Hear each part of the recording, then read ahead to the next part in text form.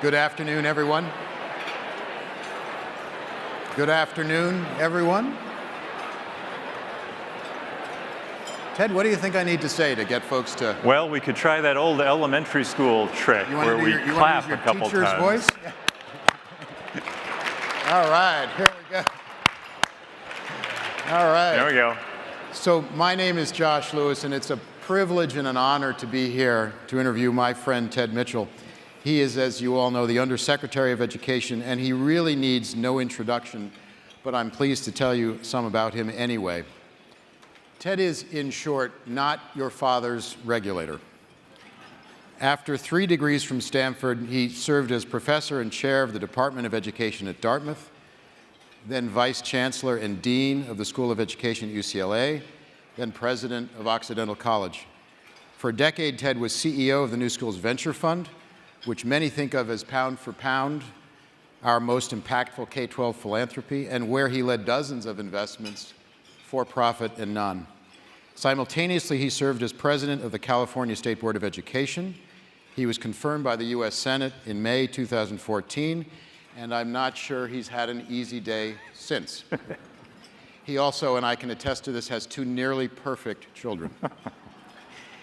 Ted, I want to start by thanking you for your public service and welcoming you to this stage. And I'd like to start by asking you to take us into your office. What are the bedrock principles that matter most to the department, the values that ground all of your work? Great, thanks Josh, and thanks for inviting me to do this, and thanks all of you for being here this afternoon. So first of all, when you go into my office, you find that it's incredibly messy, which is a testament not only to my housekeeping, but my state of mind. The Office of the Undersecretary is responsible for higher education policy, student financial aid, adult career and technical education, and so I'll respond really through the lens of that work, not to diminish the work of the department on the K-12 side, and we can talk about that as well. But clearly, Josh, the core values that motivate our work across the department, and particularly in my work in higher education, have to do with creating and sustaining an educational system that live up to the very highest aspirations for us as a country.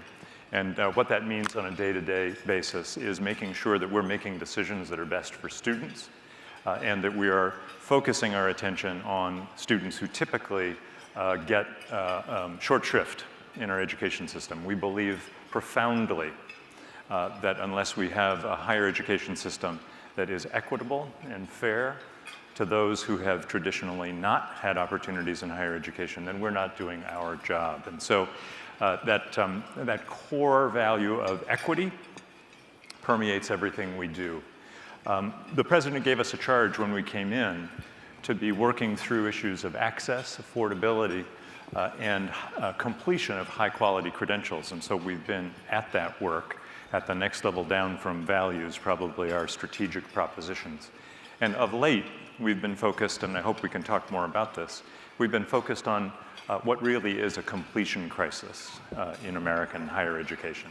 I think you all know that of those who start a bachelor's degree, about 60% finish over the course of 6 years, and that's not acceptable for us as an economy. That's not acceptable for us as a vibrant democracy. It gets even worse when you disaggregate that sum. Right.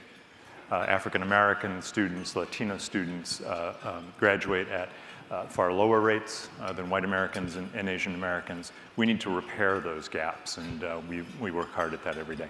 Thank you. Thank you. Very helpful. Maybe that's a segue to ask, what is a good role, a good federal role in the ed sector? What's a bad federal role? What score would you give the Obama administration, and what advice would you give to the next administration? That's sort of 4 hard questions all at once. That's good. Yeah. Our time is up. It's time to move to Sal and Campbell. Yeah. It's easy to caricature the bad federal role. Right. And I think if we thought of ourselves and if the world understood us to simply be regulators or to simply be a piggy bank, both would be wrong, and both would set us off on paths of engagement that would be counterproductive. So obviously the answer is the good federal role is somewhere in between. And I think in addition to doing some regulating where we believe it's necessary in order to interpret the law, and in addition to providing core funding through Title I programs in K-12, through Pell Grants, tax assistance, and the student loan program in higher education, we do provide resources. But I think core to a good federal role is setting moonshot kinds of aspirations for us as a country, things that we can aim toward as we go about our work, and goals that we can use to align the resources that we do have at our disposal and to check the regulations that we promulgate. I'll give you an example. The president, when he came in, set a moonshot goal for the nation to once again become first in the world in the percentage of young people with post-secondary degrees and credentials. To get there, we need to change not just the throughput in the traditional sense of getting more students into traditional institutions. We're not going to get there by doing old things the same way. We have to innovate. And so to reach that goal, we've been working hard on an innovation agenda in higher education that's involved many of you in the room. We're grateful for that support, but again, we're not going to get to that aspirational goal without innovation and without doing things differently in service of that goal. Oh, the other parts of the question. What grade do you give yourself? This is... It's easy for me to give grades. I was a college professor for a very long time. Incomplete. Yeah. Incomplete. And I'll just let that one stand right there. With an A for effort. With an A for effort. You know, this is as you all know, and as you do in your daily lives, this is a long game. Yeah. And so I think we have gotten a number of things started that will continue to bear fruit. As an example, our First in the World grant program, which has seeded innovation in hundreds of institutions around the country. The fruit of that effort probably won't be fully understood for another several years. Experimental sites that we're promulgating to get more non-traditional providers into the higher ed space. Similarly, that experiment, we won't know the results of those experiments for quite a while. And on our completion agenda, we have some proposals in our budget that aim to put more money in the hands of low-income students to help them maintain their momentum to a degree. A year-round Pell Grant, for example. We hope that comes to fruition in the course of this budget cycle, but there too, incomplete is the right grade. Advice for the next team: Yep. Do everything exactly the way we've done it. No, I think any team that comes in will have the opportunity to ask Josh the question you asked. How did they do on their major objectives? What can we learn from what they did? What can we do either to build on that or to do restarts on some of that? So I would hope that the next team would do a pretty serious strategic assessment of the gains and losses of the Obama team. Mm-hmm. And is there one hill you'd point them to and say, you know, no matter what, take that hill? Yeah. So I do think that this completion crisis is real. Right. And it is devastating for individuals, and right. It's really, I think, quite problematic for us as a society. The devastating part for individuals is best expressed by some analysis that our colleagues have done in federal student aid and the Council of Economic Advisors that demonstrates very clearly that the students who are most at risk of defaulting on their student loans are students who have made the commitment to go to college. They've started college. Right. They've dropped out of college for a variety of reasons, including life itself just gets in the way. But they end up without the wage bump of a degree and with debt that they struggle to pay. Right. That's not a good scenario. We need to do everything we can to focus on college completion, whether that's through competency-based education and other ways to help make smoother pathways for students, or focusing on what we now know to be the important student supports, many of them technology-enabled, that help students stay on track. One quick note there is that I think as we've focused on the completion agenda, one of the things that's been driven home to us is that the nature of the student body in colleges and universities today has changed dramatically. Many of you have been at the forefront of experiencing that change. The typical college student is no longer the 18-year-old being dropped off in front of State U with a station wagon full of gizmos and gadgets that plug into the wall. The typical college student today is the 24-year-old returning veteran, the 36-year-old single mom who's working, the displaced worker who's looking to reskill in emerging industries. Not only can we not reach our goal of first in the world by doing things the old way, we can't reach those students by doing things the old way. We simply have to think about ways of making it possible for students to consume education at a different pace, in different shape, and to create policies that support that. So I want to ask about international comparisons, but I want to put it in the context of work I know you know well. Labor economists have connected college completion, completion of higher education, connected it causally to inequality in this country, to social mobility in this country, and we don't rank particularly well on either of those, as I think that's right. Everybody in this room will know. So that's kind of an absolute fact going on in our country. Compare our completion rates and compare the trend to other OECD countries in a concise way for you. Can you give us those international benchmarks? Sure, very. I can do top line because it's always more complicated once you get below the top line. Right. So let's. We were first in the world. We are now 12th in the world. Right. That's not because we've stopped producing college degrees. In fact, college degree attainment is up modestly.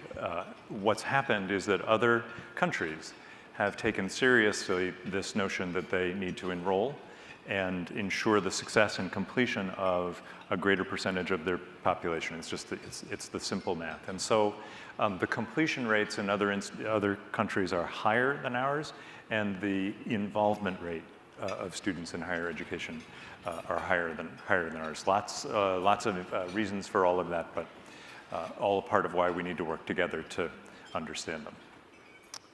Let's move back to innovation for a moment. Here at this conference, I think we have the lion's share of the risk capital in this country that invests in education, drives new models, drives innovation. As investors like me, colleagues in this room, others in other rooms here today, think about our investing practice, what advice do you have for us? You shared a framework for here's the government's role, so what's our role? And what advice would you give us as we think about trying to play our role in a constructive way? Yeah. So a couple things. First, the entrepreneurial energy in this room and the entrepreneurs that are here and that many of you support are the key to not just patrolling the frontier of what's possible, but extending that frontier, developing businesses, organizations that are doing things in new ways and hopefully doing them at scale. And so I think that continuing that work and thinking about what's the landscape out there of stuff that we know we need, where are the holes, where are the empty spaces, is what we need most from you. Stepping back one level, I think as we have come to focus on this issue of completion for us is really just one variable in what I think is a nested set of variables that I hope that we'll all focus on, and that's outcomes. I think that it's very important as we develop new approaches, as we develop new businesses, sometimes even new industries, as we develop policy, it's important to keep student outcome at the very, very center of our focus, because if we can move the needle on student outcome, then we have helped students, we've helped the nation, and we've markedly improved the ability of the segment to deliver on its promise of opportunity. So if I'm an investor in the sector, I might look at you and say, look, we actually these days measure more in K-12 than we do in higher ed, which is kind of a shocking fact. Higher ed, at some level, resists measurement. You know this better than I. You just led a college ratings project. I've had my own scars in trying to think about measuring outcomes in higher ed. It's just what's called a hard problem. So to those of us who are trying to deploy capital, and your advice is care about outcomes, give us a little bit more guidance. How do we practice that? This is tough.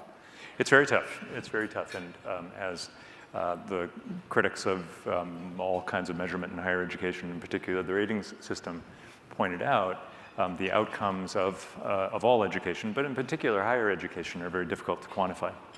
And in the absence of clear, agreed upon metrics for quantification of outcomes, you end up making a lot up. I do think, however, there's a baseline from which we can build. So there are certain access targets that are important, and I would argue that those are social outcomes. There are objective outcome measures about program completion. There similarly are rather objective measures about what happens to people after they complete. Who goes on to graduate school? Who goes on to productive employment? Is that productive employment related to their field of study? And then beyond that, there are outcome measures that I think are best defined by institutions themselves according to their mission. And I think that it's incumbent on all folks who lead institutions or parts of institutions to challenge ourselves to be more rigorous in identifying the outcomes that we value and beginning to build up a body of work, a taxonomy of measures of those outcomes that we can then talk about over time. I think the holy grail in all of this is to be able to develop longitudinal systems of data about outcomes and tracking changes in individuals' lives over time. And at the state level, there are several states that are well along in this project. I wish that we were farther along in the federal government. And I think that there is an opportunity for not only institutions, but companies to develop tracking systems that would help institutions measure the progress of the folks who participate. So you have, as I think many in the room will know, some of your own scars in outcomes measurement. As I read in the New York Times, you and I we didn't talk about this at the time, but I was read in the New York Times that when you took your job, President Obama had in mind a college ratings system pretty clearly in his head, it seemed, that he wanted you to do. You showed up, and I think he said, "Ted, I need you to do this for me." And you said, "I expect, Mr. President, I'm going to try." And then how many trips did it take to the White House to kind of talk him off that a little bit to ultimately what you were able to accomplish? Well, so like all things, this was definitely a team sport, and it was an evolution and a learning for a lot of people across government as we looked to build out a ratings system. And in the end, I think that we all made the right decision to do a better thing. And we chose to enhance our college scorecard, put new data and information on that scorecard that had been previously unavailable, including a data match between our data inside federal student aid and inside the government's enrollment numbers in IPEDS, to combine that with IRS information to give the first reliable portrait of income outcomes for graduates, both at their 3 years out and at 10 years out, which we hope give users a sense of trajectory. We want to improve on that by moving from the institutional level to the program level, and we'll keep at it.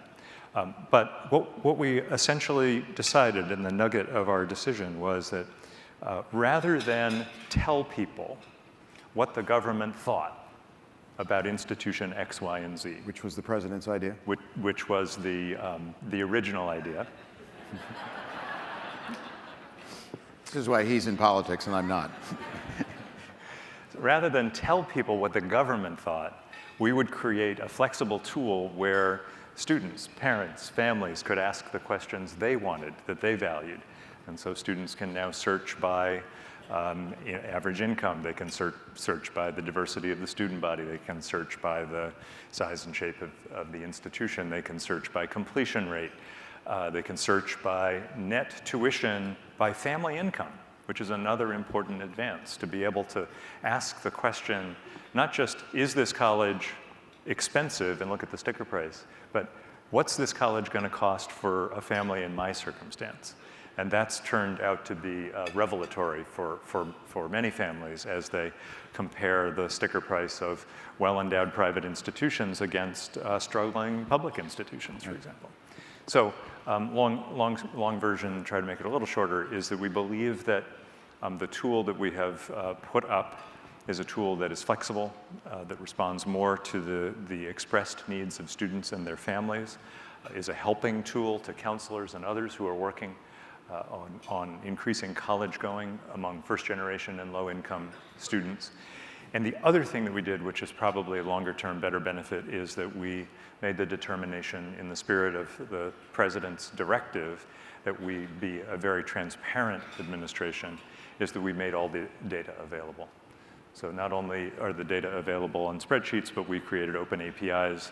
And as we speak, there are developers, entrepreneurs who are making use of the data that we have provided to create tools for students and families and counselors. And we think that that's probably the long-term best benefit of that work, especially as we continue to improve the data. And if you were education czar or president or czar, and you had a compliant Congress and all the other federal agencies you could command, what other data would you go get and include that you didn't at this?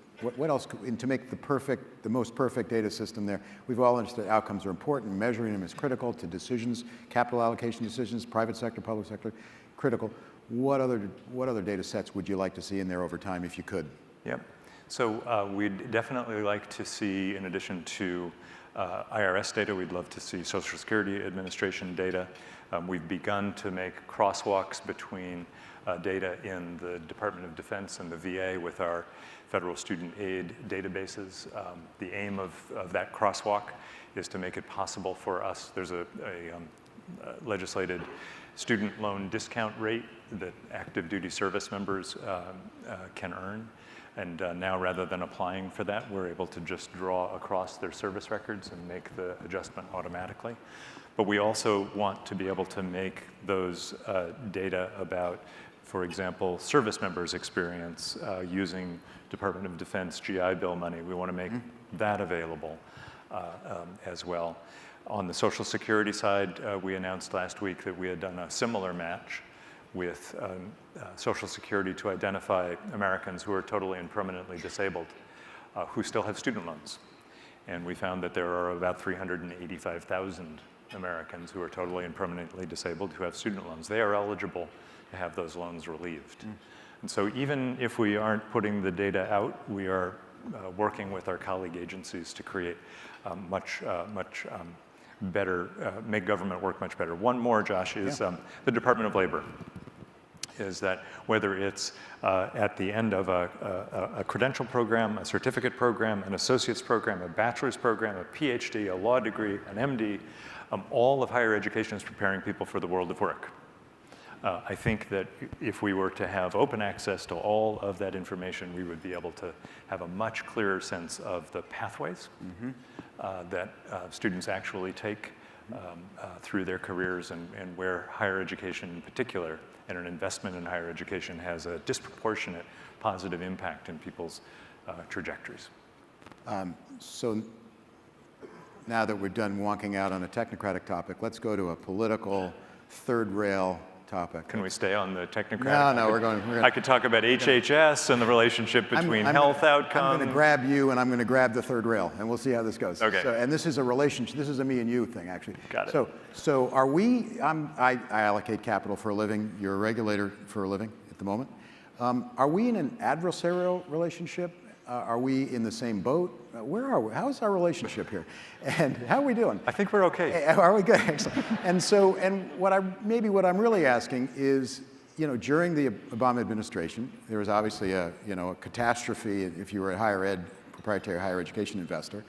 And I can imagine any number of investors and managers and others feeling fairly hard done by education, by the Department of Education's policies during this period. I heard Secretary Duncan talk the other day in New York, and he said, frankly, if we could have done more, I wish we could have done more, actually. He was completely unapologetic. That's maybe, if you want to kind of test a relationship, pick the hardest topic and grab it and see what do you say to folks who wondered what you all did there and why you did it, and what should the lessons be to folks on my side of this relationship coming out of that? Yep, a couple things. So Secretary Duncan says, and I have said, we're on the record, Secretary King as well, that we really are agnostic about organizational form. What we care critically about are capital structure. For profit, non, you don't care. Don't care. Yep. What we care about are outcomes, and show me institutions that are working for students, and I'm going to stand up and clap. Show me institutions that are screwing students over, and I'm going to do everything in my power to change that. And I think that that's the situation that we found ourselves in. Hopefully, we have sent powerful market signals to our colleagues across the higher ed sector that outcomes matter, and that we'll all hold each other accountable for that. I think at an even deeper level, Josh, it's not antagonistic because, as I said a while ago, education is a long-term play. Right. It's a long-term play from a policy point of view. It's a long-term play, I think, from an investment point of view. And in the end, as you and I have talked about before, there is such a thing as gravity. And that gravity is all around student outcome. And working on improving student outcomes is a good investment strategy, and working on good student outcomes is a great regulatory strategy. And so I think in the end, they come together. I think what joins us along the journey is focus on data, transparency, and information. Right. that feeds the how are you doing on the outcome side. I think that it's quite important for us to have good information. It's quite important for investors to have good information about how institutions are doing. So my hope is that our joint interest in improving and ensuring high-quality student outcomes for low-income minority students will be best served by making more data more available more of the time, so that we can, from our various vantage points, be making the right decisions to support the institutions that are doing the right thing. They're going to prosper. So having grabbed that third rail and not gotten entirely electrocuted, let me move to maybe another. Accreditation. Is it broken? Oh, now we're really out of time. Does it need to be? No, we have 4 minutes and 32 seconds. You can talk. I actually can. Can we talk about accreditation? Can we do that? Yeah. Does it need to be fixed? Is it broken? Is it good? Yes. No. It's broken? Is it not broken? What is it? Did I go through those fast enough? Was that all right? So I will put my cards on the table. I am a former accreditor. I served as a commissioner for the Western Associations of Colleges and Universities for, I think, 6 years. And so I've seen accreditation from the point of view of the accreditor. I've certainly seen it from the point of view of the institutions being accredited, and now my colleagues and I have a chance to look at accreditation from the national policy level. So I'm going to sound like a broken record, and we've said this for the last several months. We need to focus accreditors more on student outcomes. For too long, the process of accreditation has been measuring proxies for outcomes, right. Whether those are the number of tenured faculty. In the old days when I was an accreditor, it was counting library books. Happily, they don't count library books. So your advice to them is the same as your advice to us. Except us, you can make us do what you want, but them, you can't entirely? Them we can't entirely. Accreditors are, I've learned a lot in my time in Washington. So the Department of Education authorizes, recognizes accreditors.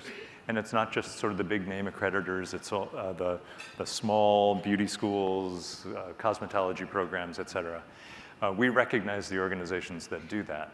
We do that in collaboration with a committee that stands between us and the accreditors that is made up of nominees from the House, the Senate, and the executive branch. And so while ultimately we can make determinations, we need to work through that process. That group meets twice a year, have quite a full docket. We've got a docket coming up in June that will be that will be interesting. But we've literally sent a message to the accrediting community. We've had conversations with the accrediting community about getting much more closely focused on student outcomes, on identifying for their portfolio of institutions what they regard as minimal outcome standards, and then holding institutions accountable to those standards over time. So that'll be one of the pieces of incomplete business that we'll leave, but we certainly hope to have worked with some accreditors and convinced them to be more serious about that. Moving on to another topic, a complicated, another big one, and in concise way, student debt, costs, et cetera, big, complicated, political, challenging, free college, et cetera, it's all in the air. Give us a couple bullets. Sure. So I'm going to do free, and then I'm going to go to where we are now.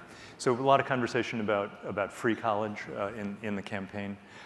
To be clear, free is good only if the quality you get is good, and we need to just always talk about quality when we talk about both cost and debt.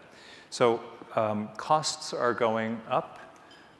The costs are going up most in public institutions, and that's driven in large part by pretty radical state disinvestment in higher education that began with the Great Recession, when states needed to make very tough policy choices. But as the economy has come back, state investment continues to lag. What that does is that puts higher pressure on tuition costs, and because of the increasing diversity of our college-going population, it is, in fact, forcing higher tuition payments on families who can least afford it. That then moves into the debt. So how do you fill the gap? You borrow money. The good news is that for the majority of students who finish their degree, they leave with manageable debt, averages around $30,000, and are able to repay that. There are students who have problems. We need to work hard with them to address their student debt challenges. But mostly we need to go back to this issue of completion, get them through, put them in a position where they can pay off their debt. And in our last couple of seconds, what's next for TED? This administration will come to an end? What can we ask?